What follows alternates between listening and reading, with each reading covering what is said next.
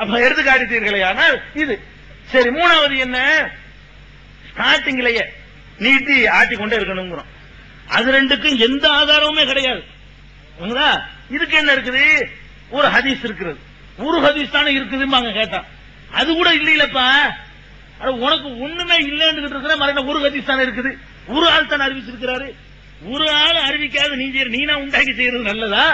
ஒரு ஆள் ஒரு தோழர் பார்த்தானே அறிவிக்கிறாரு. ஒரு ஆள் அறிவிச்சா என்னங்கிறான், ஒண்ணும் இல்லாததுக்கு இதை ஏத்துக்கிட்டா என்ன? நாங்க பாக்குறோம், தேடி பாக்குறோம். வாயில் இப்னு ஹுஜ்ர் என்ற ஒரு தோழர் வருகிறார், இஸ்லாத்தை ஏற்றுக்கொண்டு தொழுகையை தன்னுடைய சமுதாயத்துக்கு கற்றுக் கொடுப்பதற்காக வேண்டி வர்றார். ரசூலுல்லாஹ் எப்படி சொல்லுறாங்கன்னு பார்த்து அவர் போய் உஸ்தாதா அந்த மக்களுக்கு சொல்லிக் கொடுக்கிறதுக்காக வர்றார், பின்பற்றி சொல்லுகிறதுக்கு வரல. ரசூலுல்லாஹ் எப்படி சொல்லுறாங்கன்னு பார்த்துட்டு இத போய் நம்ம பகுதிக்கு சொல்லணும் என்பதற்காக வந்த ஒரு சஹாபிக்கு பேர் தான் வாயில் இப்னு ஹுஜ்ர். அந்த சஹாபி ரசூலுல்லாஹ் உன்னிப்பா கவனிக்கிறார். அப்ப கற்றுக் கொடுக்க வந்தவர் ஒரு நாளா பார்த்திருப்பாரு. கற்றுக் கொடுக்க வந்தவர் அவ்வளவு தொழுகையும் உன்னிப்பா கவனிச்சிருப்பார். ஒரு ஆள் அறிவிக்கலாம், அவர் எதுக்கு வந்தார்னு பார்க்கணும். நான் ஒரு வேளை தொழுக போனேன், அந்த வேலையில ஆட்டினாங்க அர்த்தம் அப்படி வரல. அவர் வந்தது எதுக்கு வந்தாரு? ரசூலுல்லாஹ் சுபுஹ் எப்படி சொல்றாங்க, லுஹர் எப்படி சொல்றாங்க, அஸர் எப்படி சொல்றாங்க, மக்ரிப் எப்படி சொல்றாங்க, இஷா எல்லாத்தையும் பார்த்துட்டு போய் அங்க சொல்லிக் கொடுக்க வர்றாரு. அப்ப அவ்வளவையும் கவனிச்சிருப்பார். வந்தா சொல்றாரு, தக்பீர் கட்டினதுல இருந்து ஆரம்பிச்சு சலாம் கொடுக்கிற வரைக்கும் எல்லாத்தையும் வர்ணிக்கிறார். அந்த வர்ணனை விட்டுருவோம். அதுல அத்தஹியாத்துக்கு வர்றாரு.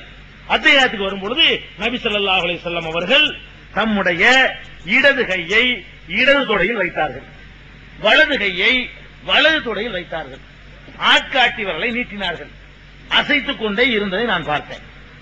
அவர்கள் விரல அசைத்துக் கொண்டிருந்ததை நான் பார்த்தேன் அறிவிக்கிறார். வாயில் இப்னு ஹுஜ்ர்ங்கிறவர் அறிவிக்கிறார். அப்ப ரசூல் ஸல்லல்லாஹு அலைஹி வஸல்லம் அசைச்சுக்கிட்டே இருந்தாங்கன்னு பார்த்தேங்கிறார். இப்ப அல்லாஹ் நம்மள்ட்ட என்ன கேள்வி கேட்பான்? ஏன்பா, நான் ஒரு ஆளை தூதரா அனுப்பியிருக்கிறேன், அவர் மூலமா தான் உனக்கு தொழுகையை கற்றுத்தர்றேன், அவர் அசைச்சார்னு அசைச்சிட்டு போவியா? ஒருத்தரும் சொல்லாத ஒன்றை நீனா உண்டாக்கி செஞ்சுக்கிட்டு அதை செய்வியான்னு கேட்க மாட்டானல்ல. இதுதான் விஷயம். அப்ப இதுதான் ரசூல் ஸல்லல்லாஹு அலைஹி வஸல்லம் ஹதீஸ்ல இருக்குது. அந்த ரெண்டுக்கும் ஆதாரம் இல்ல. அது கிண்டல் பண்றது இல்ல. அசைக்கிறதுனா எல்லாத்துலயுமே நடத்துறன்னு ஒண்ணு இருக்கு. இதுதான் அதுல உள்ள விஷயம். இப்ப அவங்க என்ன கேள்வி, நிலோபர் நிசா என்ன கேள்வி கேட்குதுன்னு கேட்டா, அசைக்காட்டி கூடாதா தொழுகை? அப்படி கேள்வி. நான் கேட்காததான் விளக்கிருக்கேன், இது வரைக்கும் கேள்விக்கு வரல. அவங்க கேள்வி என்ன கேட்கிறாங்கன்னா, அப்படி அசைக்காவிட்டால் தொழுகை கூடாதா அப்படின்னு கேட்கிறாங்க. ஒரு விஷயத்தை விளங்கிக் கொள்ளணும். பெருமானார் ஸல்லல்லாஹு அலைஹி வஸல்லம் அவர்கள் எந்த விஷயத்தை எப்படி நமக்கு சொல்லி தந்தார்களோ அப்படியே செஞ்சுக்கிட்டு போயிருக்கணும். இதுல இப்படி கேள்வி கேட்டு தான் இந்த சமுதாயத்துல சுன்னத்துகள்லாம் எடுபட்டு போச்சு. சுன்னத்தானே செய்யாட்டி குற்றமான்னு கேட்டு அது குற்றம் இல்லைங்கிற பயங்கரமான விஷயத்தை மட்டும் செஞ்சுக்கிட்டு மத்தெல்லாம் விட்டுட்டு போயிடும். அப்ப கூடுமா கூடாதான்னு கேட்டீங்கன்னா கூடும். தெளிவா சொன்னாதான் அர்த்தம். கட்டாய கடமையில உள்ள விஷயங்கள்ல ருக்கு சஜிதா மாதிரி சில விஷயங்கள் இருக்கு, அதுல ஒரு பிரச்சனை இல்ல. நான் கேட்கிறேன், ஏன் இப்படி கேட்கறீங்க?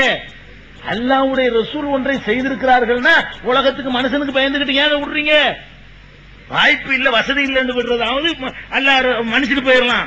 நீங்க மனுஷனுக்கு பயந்துகிட்டு ரசூலுல்லாஹ்வுடைய சுன்னத்தை விட்டீங்கன்னா அதான் விவகாரம். அதனால விட்டா கூடுமான்னு கேட்கறதை விட பெருமானார் ஸல்லல்லாஹு அலைஹி வஸல்லம் நேசிக்கக்கூடியவர்கள், அவங்க என்ன சொன்னாலும் அப்படியே ஃபாலோ பண்ணுவோம் என்ற அளவுக்கு அவர்கள் மீது முகமத் வைத்திருப்பவர்கள் ஊர் உலகத்தை பத்தி எல்லாம் கவனிக்க மாட்டாங்க. ரசூலுல்லாஹ் செஞ்சா செய்வேன், அல்லாஹ் கேட்டா சொல்லிட்டு போயிடும். அல்லாஹ் ஏன்னு கேட்டா சொல்லுவேன், யா அல்லாஹ் உன் ரசூல் அப்படி செஞ்சாங்க, இது எங்க இருக்கு இந்த ஹதீஸ் என்று கேட்டீர்களே. ஆனால் முஸ்னத் அஹ்மத் என்ற அஹ்மத் இப்னு ஹம்பல் இருக்காங்களே, இமாம் அஹ்மத் இப்னு ஹம்பல் அவர்களுடைய நூல் முஸ்னத் அஹ்மத் அதுல இருக்கிறது, தாரமிங்கிற ஹதீஸ் நூல்ல இருக்கிறது, நசைங்கிற ஹதீஸ் நூல்ல இருக்கிறது. இந்த ஹதீஸ் நான் சொன்ன செய்தி இன்னும் பல ஏராளமான நூல்கள்ல ஆதாரப்பூர்வமா பதிவு செய்யப்பட்டிருக்கிறது. அந்த ரெண்டுக்கும் ஆதாரமே கிடையாது.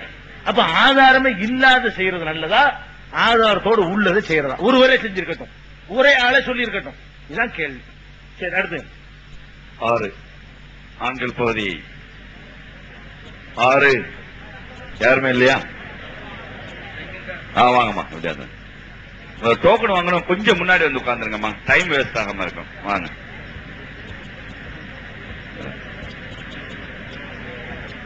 அஸ்ஸலாமு அலைக்கும்.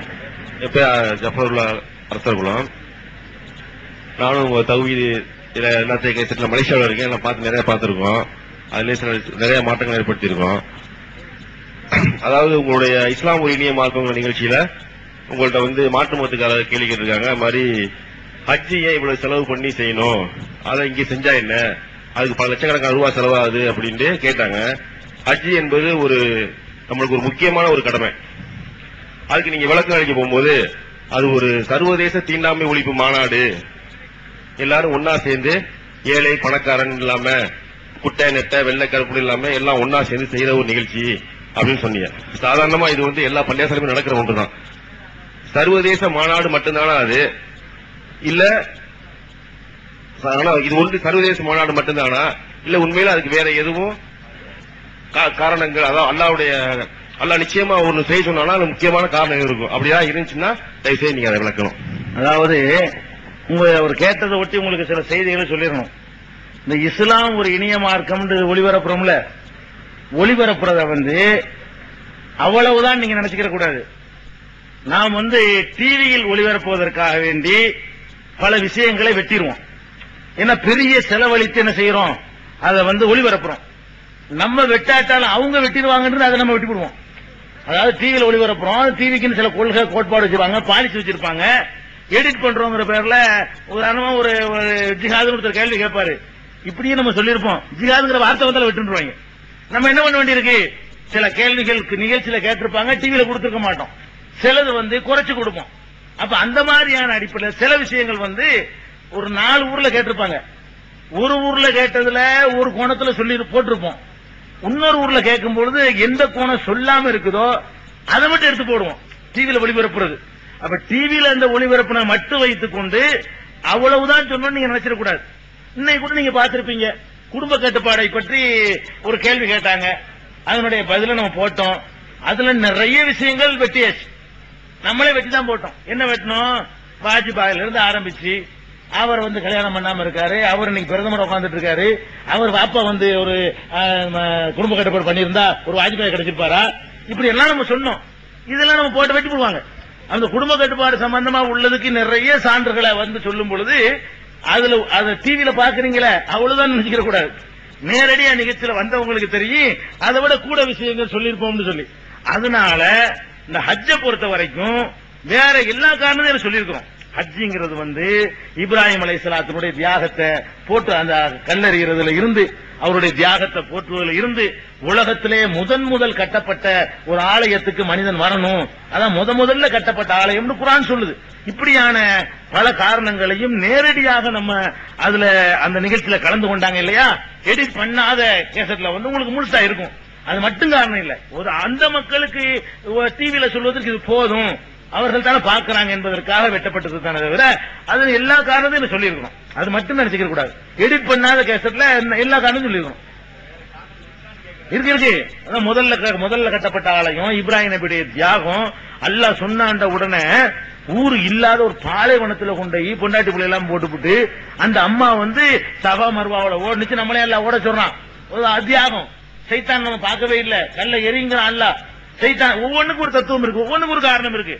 சைத்தானை இப்ராஹிம் நபி எப்படி ஜெயித்தார்களோ நாங்களும் ஒரு ஜெயிப்போம். அல்லாஹ் எப்படி மகனை தியாகம் பண்றதுக்கும் தயாரா இருந்தார்களோ அது மாதிரி நாங்களும் தயாரா இருப்போம்னு சொல்லி ஒரு ஆட்டம் இருக்கிறோம். இப்படி ஒவ்வொரு காரியங்களுக்கும் ஒரு தத்துவங்கள் அதுல இருக்கிறது. அதனால அதுல சொன்னது ஒரு தீண்டாமை ஒழிப்பு மாநாடுங்க ஒரு சின்ன அம்சம் இல்ல, அவ்வளவுதான். பெண்கள் பாதிலமா எங்க இருக்காங்க, ரொம்ப உள்ள போயிட்டீங்கன்னா கேட்க முடியாது. நீ முதல்ல கட்டிய பரவாயில்ல கொடுங்க, நீங்க கொடுங்க, சீட்டு வச்சுதான் கொடுத்துருங்க. அஸ்ஸலாமு அலைக்கும். என் பேர் ரூஹினா பர்வீன், நான் ஆலங்குடியிலிருந்து வர்றேன். சமீபத்தில் அமெரிக்காவில் பெண்களை தவிர்த்த இயக்கம் அல்கொய்தா இயக்கம் என்பது அறிந்தது. அதனுடைய தலைவர் ஒசாமா என்பது அறிவிந்தது. அத்தகைய இயக்கத்தில் நம் மக்கள் நாடே அழிந்தது. அடிப்படையாக ஒசாமா எடுத்துக்கொண்ட போர் எந்த வகையா சேர்ந்தது, இஸ்லாத்தின் அதற்கு விளக்கம் வேண்டும். அப்படிப்பட்ட போர் நமக்கு தேவைதானா? அதாவது கேள்விதான் விளக்கம் தேவையில்லை. இதை பொறுத்த வரைக்கும் ரொம்ப ஆழமான கேள்வி இது. போர்